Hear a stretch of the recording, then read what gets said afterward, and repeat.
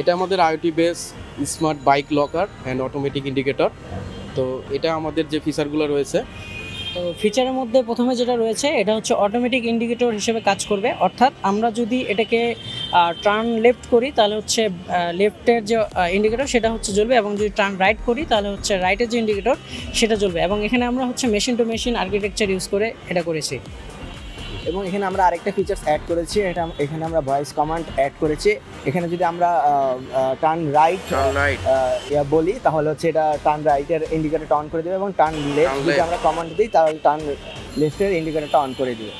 এছাড়াও আমরা এখানে আরেকটি সুন্দর ফিচার অ্যাড করেছি, সেটা হলো যদি আমাদের বাইকটি যদি 30 কিলোমিটার বেগে চলে, হঠাৎ করে যদি সেটা 5 বা 10-এ চলে আসে, সেক্ষেত্রে আমাদের দুটি ইন্ডিকেটরে জ্বলে উঠবে এবং সেখানে স্টপ লেখাটি চলে আসবে। ওকে। এরপরে আমাদের রয়েছে একটি সুন্দর ফ্লাটার দিয়ে ডেভেলপ করা অ্যাপস। এটার মাধ্যমে আমরা সাইকেল, বাইক অথবা রিক্সা যেটাই হোক না কেন আমরা লক করে দিতে পারবো।